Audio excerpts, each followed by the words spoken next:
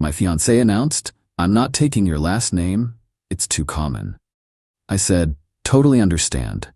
Then I quietly canceled the venue deposit and used it for a down payment instead. Her wedding planning calls started going to voicemail. I, 30 male, was engaged to Victoria, 28, for 14 months. Together for 4 years total. We'd been planning our wedding for next spring, and I thought everything was perfect until 3 months ago. We were at dinner with her parents and sister when the topic of wedding planning came up. Her mom asked about invitations, specifically how we wanted our names displayed. Victoria laughed. "Oh, I'm keeping my last name. No offense, honey, but Johnson is like the most generic name ever. Victoria Ashworth Pemberton just has more presence, you know?" First time I'd heard about this. "We never discussed this," I said, trying to keep it light. She waved her hand dismissively. "I mean, come on. Johnson? There's probably 50 Mike Johnsons in this city alone. My name has heritage, character." Her family nodded along like this made perfect sense. "Okay," I said, "but this feels like something we should have talked about." "Don't be so traditional, Michael. It's 2024. Here's the thing, I don't care if she takes my name or not. Genuinely. What I cared about was the way she said it. Like my family name was something embarrassing, something beneath her. My grandfather was Michael Johnson Sr. Came here with nothing, built a construction business from scratch. My dad, Michael Jr., expanded it. Now I'm Michael III, and yeah, it's common, but it's mine.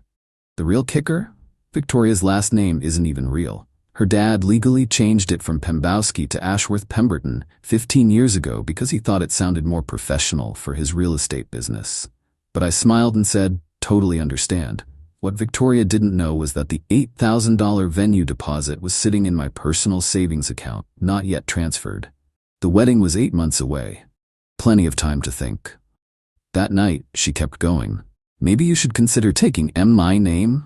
Michael Ashworth Pemberton has a nice ring to it. Very sophisticated." "I'll think about it," I said. I thought about it for exactly 3 minutes. Then I started making different plans. Update 1. The next few weeks were eye-opening. Once I started paying attention, Victoria's entitlement was everywhere. She'd made a wedding Instagram account, @Victoria Ashworth Pemberton Bride. Notice how my name appears nowhere. The bio read, "Elevating a simple man to extraordinary heights." Simple man, that's what I'd become. She hired a wedding planner without consulting me. Cost $5,000. When I asked about it, she said, "Don't worry, Daddy's paying for it." I thought we agreed we were paying for our own wedding? Well, you clearly can't afford the wedding I deserve, so Daddy stepped up. The wedding I could afford, with my savings and income from running a branch of my family's construction business, was apparently not good enough. She wanted a $75,000 wedding. My budget was $30,000, which I thought was already generous. Then came the guest list drama. Her list, 180 people. My list, 75 people. "You need to cut your list," she announced. "My list is already half of yours." "Yes, but my guests are more important. Daddy's business associates, Mom's charity friends, your construction worker buddies don't really fit the aesthetic." "Those construction worker buddies include my cousins and uncle. Can't they just come to the reception? After dinner?" That's when I made my decision. I called the venue and canceled. Got the full deposit back since we were outside the penalty window. Took that $8,000 and put it toward a down payment on a house. Just for me. Victoria started calling about flowers, cakes, bands. I'd listen, say "Sounds great, babe," and continue not putting down any deposits. She never noticed because Daddy was supposedly handling the money. Except Daddy wasn't as rich as she pretended. I knew this because I'd done work on his properties. Dude was leveraged to his eyeballs, robbing Peter to pay Paul. But image was everything to the Ashworth Pembertons. Update 2. 2 months before the supposed wedding date, everything started unraveling. Victoria had been posting constantly on her wedding Instagram. Dress shopping photos, cake tasting venue photos from their website. She hadn't noticed we'd never actually been there together. Then the venue called her. I was there when she took the call. Watched her face go from confused to panicked. "What do you mean we don't have a booking? My wedding is in 8 weeks. Check again." She was near tears. "Michael, there's been some mistake. They say we never confirmed our booking." Weird. I said, not looking up from my phone. Did you want me to call them? Yes. Fix this. I made a show of calling. Hi, this is Michael Johnson. My fiancé says there's an issue with our booking. Oh, we never placed one? Do you have any availability in 8 weeks? No? Fully booked? I see, thanks. She was hyperventilating. Call another venue. Any venue. Babe, nobody's gonna have availability 8 weeks out. Maybe we should postpone? Postpone? I've already sent save the dates. My dress is being altered. This is your job, Michael. You had one job. I thought Daddy was handling everything. She glared at me. The groom books the venue. Everyone knows that. First I'm hearing of it. She called her dad, sobbing. He promised to make some calls. Those calls resulted in exactly nothing, because surprise, you can't book a wedding venue 8 weeks out during peak season. Then the other dominoes fell. The photographer called, where should he send the contract? The florist wanted a deposit. The band needed confirmation.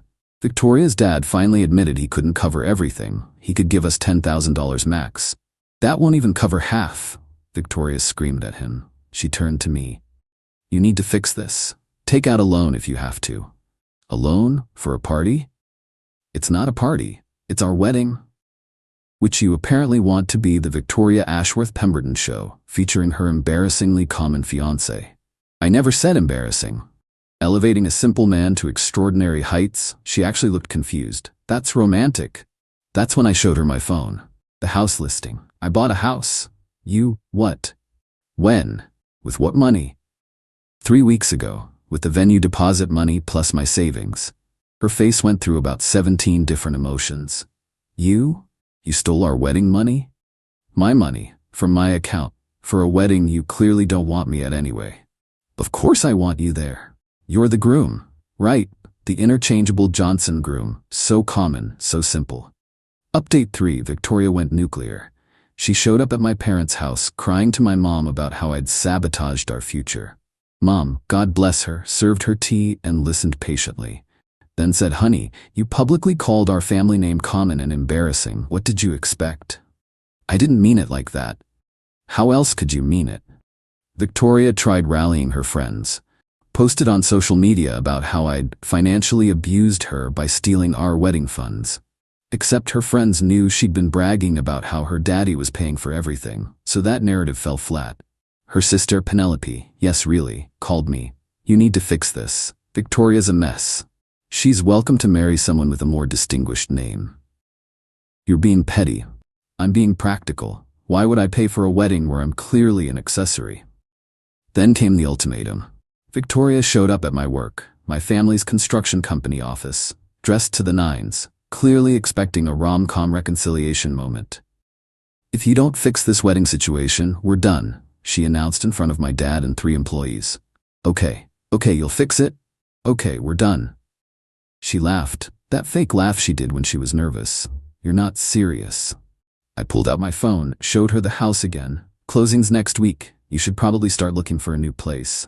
I'm not moving out of our apartment. Your name's not on the lease. Mine is. You can't just kick me out. You're right, you have 30 days. She started ugly crying. The mascara running, nose dripping kind. You're throwing away 4 years over a name? No, I'm walking away from someone who thinks she's settling for me. My dad, who'd been silent until then, spoke up.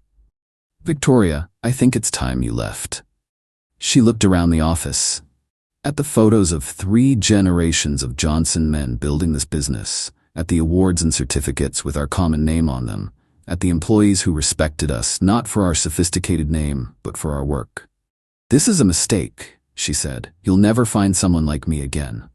Promise? I replied. Update 4. Victoria refused to move out, said she had rights and I couldn't just evict her, so I moved into my new house instead. Let her have the apartment, but I canceled the utilities transfer I'd been doing every month to keep them in my name. She'd have to set up her own accounts now. She lasted 5 days before the power got shut off. Apparently, she'd never paid a utility bill in her life and didn't understand why she couldn't just tell them to turn it back on. She called me 18 times that day. I answered once. The power's off. Call the power company. They want a deposit and past payment. Sounds like a you problem. This is abusive. No, this is adulthood. Welcome. Meanwhile, I was settling into my house. 3 bedrooms, 2 baths, nice yard. The neighbors, Rob and Agnes, brought cookies. Normal common names. Salt of the earth people. Victoria's dad called, trying to mediate. Michael, be reasonable. Victoria made a mistake. She's young. She's 28. She didn't mean to insult your family. She literally said my name wasn't good enough for her. She's passionate about her heritage. Her fake heritage? Pembowski? Long silence. You know about that? I work in property, sir. Public records exist. He sighed. What will it take to fix this? A time machine? The wedding date came and went. Victoria posted some cryptic messages about surviving betrayal and rising above financial abuse. Her friends started reaching out to me from my side. I told them the truth. She didn't want my name. I didn't want to pay for a wedding where I was basically a prop. Plot twist. 3 of her bridesmaids admitted they'd been relieved the wedding was off. Apparently, Victoria had been a bridezilla nightmare, demanding they all lose weight, get matching hair extensions, and spend $500 each on dresses they'd never wear again. Update 5. Last week was when karma really showed up. Remember how I said Victoria's dad was leveraged? Well, his house of cards collapsed. Failed to make payment on 3 properties. Bank started foreclosure proceedings. Suddenly, the Ashworth-Pemberton empire was crumbling. Victoria had to move back home to their now soon-to-be foreclosed house. She called me, actually humbled for once. Michael, I need help. What kind of help? Daddy's lost everything. We need a loan, just temporarily. From simple, common Mike Johnson? Don't be like that. Like what? Honest? I'm sorry, okay? I'm sorry I said those things about your name. Are you sorry you said them, or sorry there were consequences? Silence. That's what I thought. Please, we could lose the house. Your dad changed his name and over-leveraged himself trying to appear wealthy. That's not my problem to solve. I thought you loved me. I did, but you loved the idea of upgrading me into someone worthy of you. She started crying. What am I supposed to do? Get a job, like us common people. I have a job. Part-time at a boutique that pays minimum wage isn't a job, Victoria. It's a hobby. Her mom called next, tried the guilt approach. Michael, after everything we've done for you, what exactly have you done for me, Mrs. Ashworth-Pemberton? Or should I say Mrs. Pembowski? She hung up. Then came the Facebook post from Victoria. When you realize the man you thought would protect you abandons you in your darkest hour. My cousin's wife commented, didn't you refuse to take his last name because it was too common? Victoria deleted the post within an hour. Update 6. 2 days ago, I ran into Victoria at a coffee shop. She was with a guy, suit, slicked hair, pretentious watch. She saw me and tried to pretend she didn't, but he noticed. Is that Mike? He asked. The ex? She mumbled something. He walked over, extended his hand. Reginald Worthington III. Of course it was. Mike Johnson III, I replied. Ah, the construction worker. Construction business owner, actually. You? Investment banking. Victoria's told me all about your situation. Has she now? Victoria hurried over. Reggie, let's go. In a moment, darling, I wanted to thank Mike. Thank me? For letting this gem go. Though I must say, canceling a wedding over a name seems rather working class, don't you think? I laughed. Actually laughed. Reggie, buddy, she's all yours. Fair warning though, her dad's broke, she's living at home, and she thinks having a hyphenated last name makes her aristocracy. Victoria's face went red. That's not. Oh, and she comes with about $12,000 in credit card debt she hasn't told you about yet. Reggie's smile faltered. Excuse me? Ask her about the wedding dress she bought and can't return, the deposits she put on vendors she can't get back. All on credit. Victoria grabbed Reggie's arm. He's lying. I pulled up my phone, showed a screenshot of a text she'd sent begging for help with her credit cards. Sure about that? Reggie looked between us, then carefully extracted his arm from Victoria's grip. I just remembered I have a meeting. He left. Victoria stood there, shaking. Why would you do that? Just elevating you to the extraordinary heights you deserve. You're cruel. No, I'm common. Remember? She left crying. Posted later about toxic exes who can't let go. Penelope messaged me. That was harsh. Was it false? No, but still. Your sister thought she was too good for my name. Now she's learning what her name is actually worth. Final update. It's been 6 months since I canceled the wedding venue. Victoria is working full-time now, at a call center. Lives in a studio apartment on the wrong side of town. Still has the Ashworth Pemberton on her social media, but reality has a way of humbling people. Her dad declared bankruptcy. They live in a modest rental now. He works as a property manager for someone else's real estate company. Ironically, it's a company that contracts with our construction firm. We're professional when we interact. Reggie Worthington III dated her for exactly 2 weeks before Googling the Ashworth Pemberton dynasty and finding out about the bankruptcy, the debt, the whole facade. He ghosted her mid-date, stuck her with a $300 dinner bill she couldn't pay. The restaurant called me since my number was still listed as her emergency contact from when we'd been there before. I laughed and gave them her dad's number. My house is coming along great. Renovated the kitchen myself. Turns out those working-class construction skills are pretty useful. Started dating someone new. Her name? Jennifer Smith. Even more common than Johnson. She thinks it's hilarious. We joke about being the most generically named couple in America. She also has a PhD in engineering and owns 2 patents. But sure, the name is what matters, right? Victoria reached out one last time last week. Long email about how she's grown and learned and sees things differently now. How she realizes she was superficial and wrong about my name, my family, my work. She ended with, "Maybe we could try again?" I replied with 2 words, "No thanks." She responded, "Is it because of Jennifer?" I saw the photos. She's pretty, I guess, but kind of plain, very ordinary. And there it is. 6 months of struggle, and she learned nothing. Still judging people by surfaces, still thinking she's better than everyone else, just with less money to pretend with. I forwarded the email to Jennifer. She laughed so hard she nearly choked on her coffee. Ordinary? I'll take ordinary over delusional any day. We're planning a barbecue for next month. Small, simple, just family and close friends. My construction worker buddies, her engineering nerd colleagues, burgers and hot dogs in the backyard of my common-named house. Victoria's Instagram story that day. Some people peak with mediocrity. I was born for more. Sure, Victoria, let me know how that works out for you.